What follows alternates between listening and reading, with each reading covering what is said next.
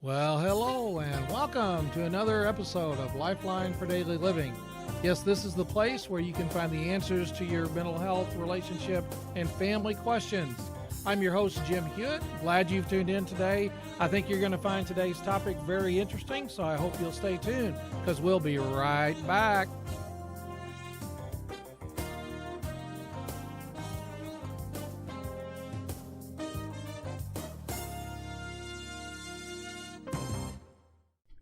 All right. Hey, welcome back to another episode of Lifeline for Daily Living. Glad that you've decided to join me again this week. I want to talk about something, kind of dovetail off of what I talked about last week. I want to talk today about how to handle stress in a marriage. We're all under stress, are we not? I know the wish of a lot of people and myself. I wish we could live in a stress-free world. Wouldn't that be great? Wouldn't that be wonderful to do? But that's not realistic. In fact, a certain amount of stress is really okay because it motivates us. It kind of makes us a little bit more aware of what's going on around us. So stress can be good, but I'm talking about stress in a marriage and what impact that has on a relationship, even when you're single, and some of you watching today may be single. Even when you're single, life is stressful, isn't it? I don't have to tell you that. Life is stressful. So stress, we could almost say stress is not a respecter of persons, okay?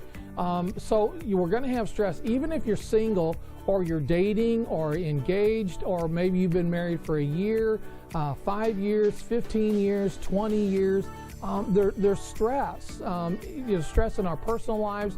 There's stress in our relational lives as well. So when you think about it, think about this for a second. Two people from different backgrounds, from different growing up environments, different viewpoints, different experiences come together and they join those two different worlds into one. Now, folks, let's be real honest here. You can't really do that without a certain amount of stress that's involved with that.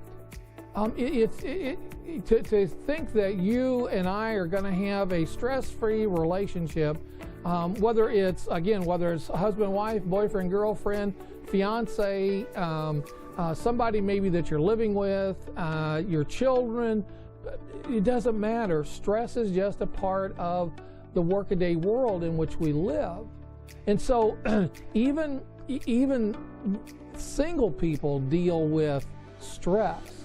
So I wonder how it is then, given the fact that stress is just a part of our world, how do we handle that? How do we deal with that?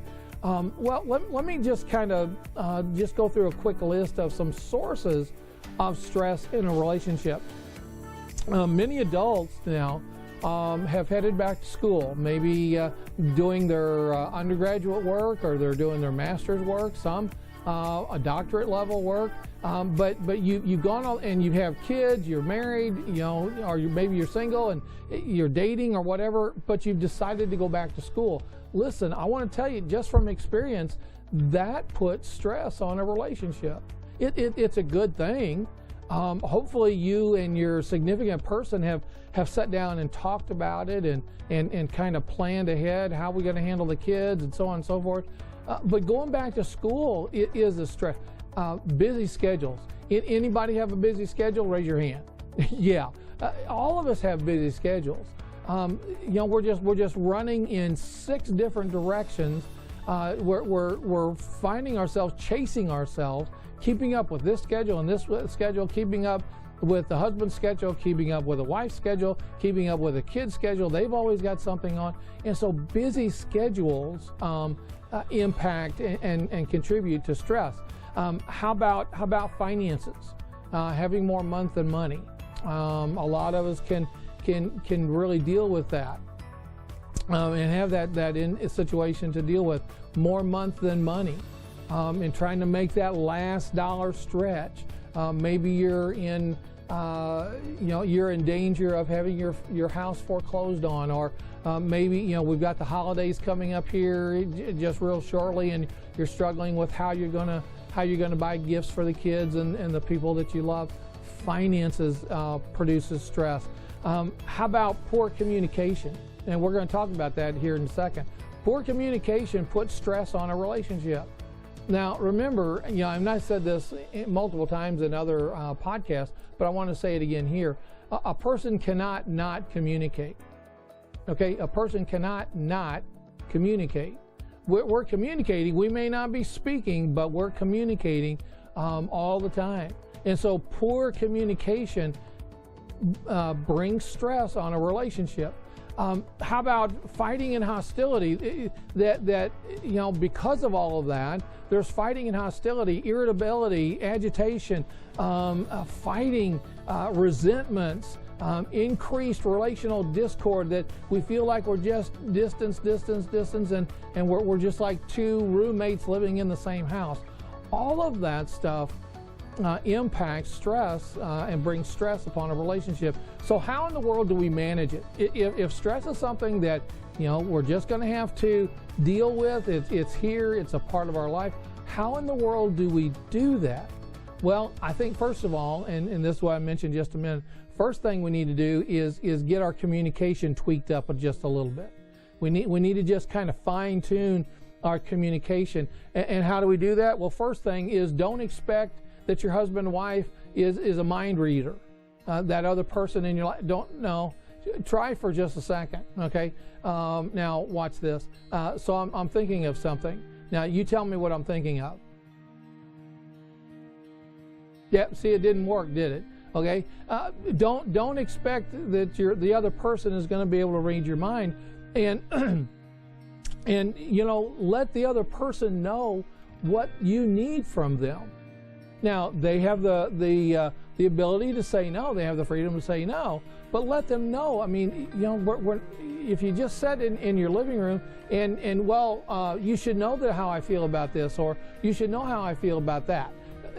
No, even if you're sitting in the living room, in your living room at home, and you're trying to figure out how to talk about a certain thing, or you're sitting at your kitchen table and you're trying to figure out how, don't expect that the other person knows what you're thinking, and then beyond that, let them know what you're thinking.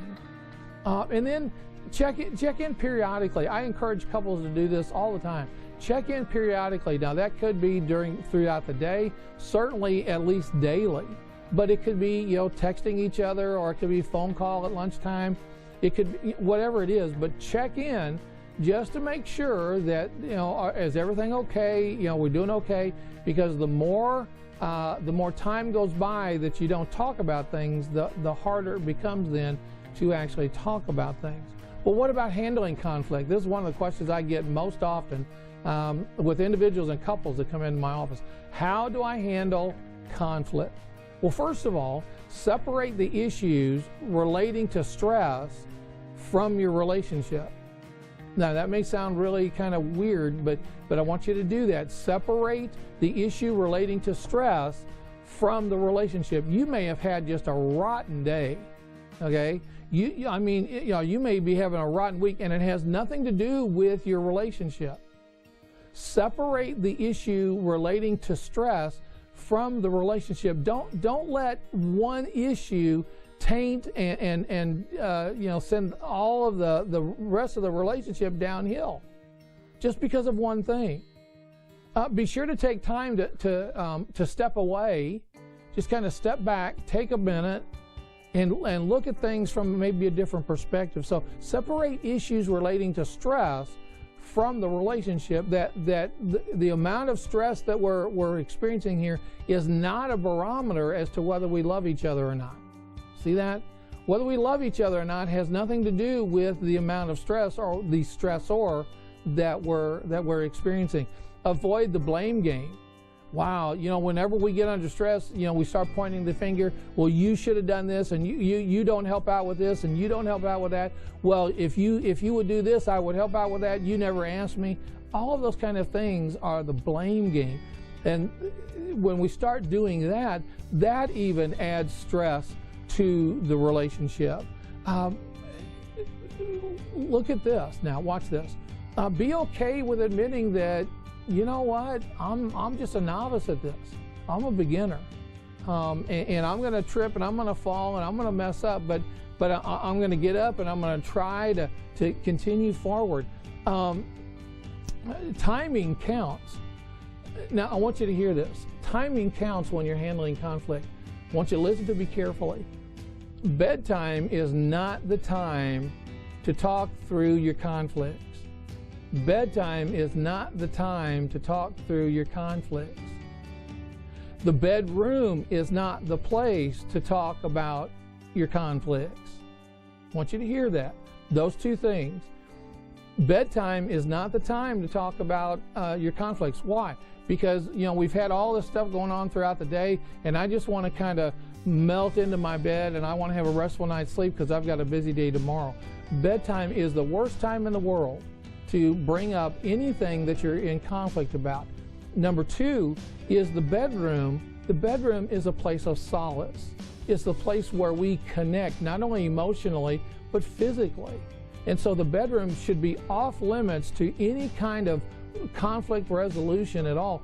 If you have to go outside, if you have kids and you say, well, you know, we have a hard time getting away from the kids, go outside and sit in your car and talk about stuff there.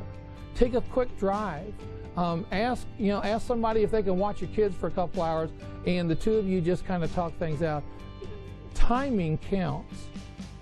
And if you have bad timing and you're bringing up something and you have bad timing, the results are not going to be good. Count on it. Bedtime is not going to be a good time. It's never going to be a good time to bring something up, to talk about it. I've got to get up early in the morning. I've had a hard day. I've had a hard week. I'm really not clued into. I just want to go to bed, go to sleep, have a restful night. So timing counts. And then sometimes we just have to agree to disagree and then move on. Agree to disagree and move on. That sometimes we're just, you know, I like blue, you like green, and we're just not going to agree. Okay? And that's okay. And it may be that, you know, we just kind of have to set on it a little bit and think about it, think about our perspectives, think about the other person's perspectives, and then come back and tackle it again. Another thing is to discuss one thing at a time. Just one thing at a time. Oftentimes what happens, even here in my office when I'm talking to couples, is that one or both of them, you know, we'll start out talking about one issue, and before we're done, you know, there's a whole dump truck load that's been piled in on that one issue. No, just take one issue at a time. That's all, and agree on that issue. Can we talk about you continually coming home late?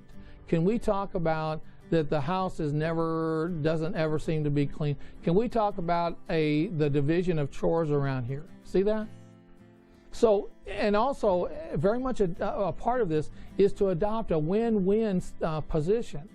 Oftentimes couples get into this win-lose. I'm going to win at all costs, and whatever it takes, I'm going to win. And so there's got to be a winner, there's got to be a loser. And so if we have to duke it out, that's what we're going to do. If we have to, I'm going to win at all costs. No.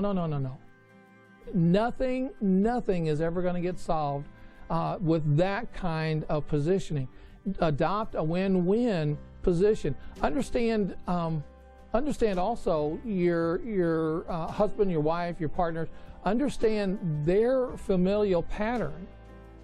In their family, well, let me do it this way. In your family, you may have been quiet and you know, we just kind of talk things through whenever there's disagreement. We're just kind of easy. We talk about it. But your spouse or your boyfriend, girlfriend, in their family, we were yellers and screamers, and we called names and we hit things and we threw things. Understand that pattern. I'm not saying that either one of those are positive. Okay? I'm just saying understand how people, your spouse, how they grew up resolving conflicts. What we see in our family, what we refer to as our family of origin, what we see in how they resolve conflicts is how we will carry into our own relationships. I think also, accept the fact that the other person is just different from you. They're just different from you, and that's okay. That's okay. We need to celebrate our differences. Our differences do not need to be impediments to having a loving, lasting relationship. See, that's some of what I talked about last week in how to have a long-lasting, loving relationship. And this is a part of it. Is that you know, we're just different. That's all. I'm not doing anything directly against you, and you're not doing anything directly against me. We're just different. And then allow time, whenever there's conflict, allow time for the relationship to repair. Don't push it. Don't push it. Allow time for, and maybe the relationship, whether it's a friendship relationship, a co-worker relationship, maybe that relationship just will not get repaired. Because you see, it takes two people to repair a relationship. And so maybe it's just not going to get repaired. So understand those things. Now, I've went through some things kind of rapidly today, but let me just kind of sum some things up here. Stress indicates that something in our life is out of balance. Okay, you know what a stress headache is, right? Okay, when you and I have a stress headache, it means that something out there is affecting us internally. Stress is an internal response to an external stimuli, whatever that stimuli might be. Your number one responsibility is to be sure to take care of yourself, because if you don't take care of yourself, you're not going to be able to resolve any of this stuff, and you're not going to be able to take care of that stress. So in moments of stress, learn how to do a reset. Learn how to do a reset. Sometimes that's all that's needed is, you know what, we just need to both take a minute, and we need to just take a deep breath, and we need to just reset. Because if we keep going the way we're going, you know, we're gonna fall off the edge here. And taking a moment and kind of rethinking some things may mean that what's really causing the stress here is it because we're trying to do everything. You know, we got our kids, we're running our kids here, we're running our kids there, we're running them everywhere, and we're just trying to do too much. Okay, that's what you need to talk about then. So just take a minute, reset, and let your brain kind of catch up. You'll figure it out. Let your brain kind of catch up with where you're at. See, everything takes place up here. So if we have a stress headache, it's because we're feeling something internally, and our brain it's kind of getting on overload, and so we just need to take a breath. Take a deep breath, take a walk, do something else, do something fun, do something enjoyable. Now, what I've outlined for you today is some tools that if you'll take each one of these tools, whether it's communication or time elements, you know, kind of resetting, you know, how you look at things, how you do things, check your busyness and why are we really so busy, and are there some things that we need to cut out and can cut out. Take time to do that, and I think if you'll do that, then you will find that the stress level on your relationship will be less and less and less. You won't have a totally free, stress-free relationship. You won't. Nobody does. But it'll be less. The stress on your relationship will be less. Because see, if you pile one thing on top of another, on top of another, on top of another, that thing down here at the bottom is going to buckle, and everything's going to cave in on it. So we don't want you to do that. So take a look at what is causing the stress in this relationship. How can we deal with this stress in a better way? How can I think differently about the external things that are causing me stress?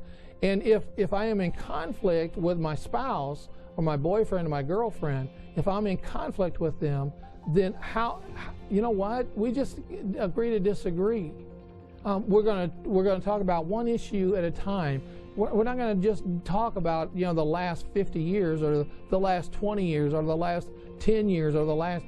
No, we're going to talk about this one issue, current. Keep things current. I think if you'll do these things, I think if you'll adopt these steps and these ideas into having a less stressful relationship, I think what's going to happen is you're going to live a happier, healthier life. Your spouse, your boyfriend, girlfriend, they too will live a happier, healthier life. And if you're living a happier, healthier life, then guess what? You're going to look at life totally different. And you're going to experience what the Bible says is a abundance of life. A super abundance of life. That you're not that you're going to have a carefree life or a stress-free life, but you're going to enjoy life from a whole different perspective. So I hope that you'll go back maybe and look at this again, run it, play it again. Share it. If you're watching this on Facebook, share it, because I tell you, there's couples that you know that are experiencing stress. Even if you're not, they're experiencing stress, and so you can share this with them. So maybe this has touched something with you. If it has, then you know what? Take steps today to have a less stressful relationship. I want to thank you for tuning in to this episode of Lifeline for Daily Living. If something I have said today has raised some concerns or questions, there's 3 ways now that you can contact me. You can contact me by the phone. My phone number is 573-732-4575. Again, that's 573-732-4575. You can also email me. My email address is lifelineonline@hotmail.com. Again, lifelineonline@hotmail.com. A third way is that if you're watching this on Facebook, you can private message me and just leave me your contact information. You can ask a question. You can even make an appointment through Facebook if you'd like. However, those 3 ways, I would love to contact you and love to be able to talk to you about how to live a less stressful relationship. Thanks for tuning in, and I'll see you right here next time on Lifeline for Daily Living.